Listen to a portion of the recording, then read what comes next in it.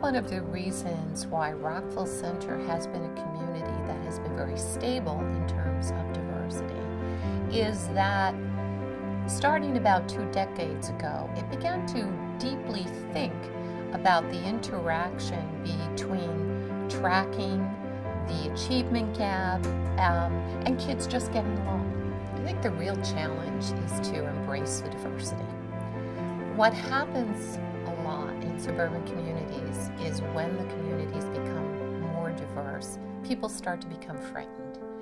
And they think that they have to, whatever group was there originally, they need to protect their own and not allow their kids in any way to really experience the richness of the diversity. I don't even notice that we're all different. I tend to not really think like that. I have all different types of friends, different grades, different races, where they live, it's all different. Embracing diversity, seeing it as a strength, making it work, making sure that all kids get access to high-track curriculum with lots of supports as needed is really the key to success. I love the kids in the city and I love the kids out here in the suburbs.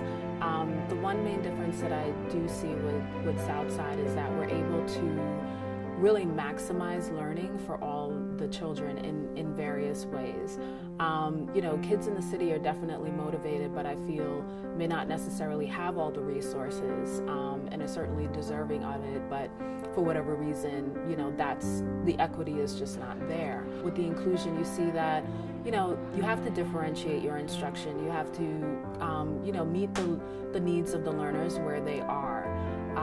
But you also have to challenge them. And the students are very flexible. They really adjust well to various circumstances that you place them in. I like how everyone is equal because we're all at the equal thing. So it's not oh, I'm not going to try less because I'm in a lower class. I'm not going to try harder because I'm in the harder class.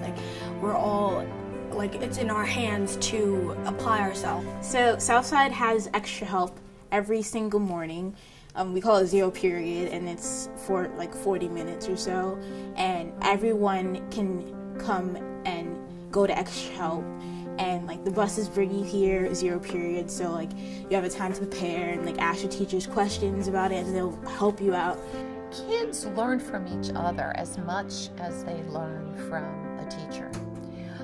Having the voices in a classroom discussion, whether it be in a history class or in an English class, that are voices that come from experiences different than yours, is really good for all kids. All kids benefit from integration. Right now, what I'm going through, really, while I'm assimilating to the different cultures, learning how they act and what they like to do, and I'm finding out that they're the same as me, they're similar in every way. There definitely are schools out there that are really cliquey and they just hang out with their own groups or their own race. Well, I don't really see that at Southside because we're all I see it in the halls, everyone just gives that handshakes or whatever to anyone. It doesn't matter what race or color you are. It's actually pretty cool to see it. I believe integration benefits students who are white, students who are more affluent, as much as it does students that we typically think of as being disadvantaged.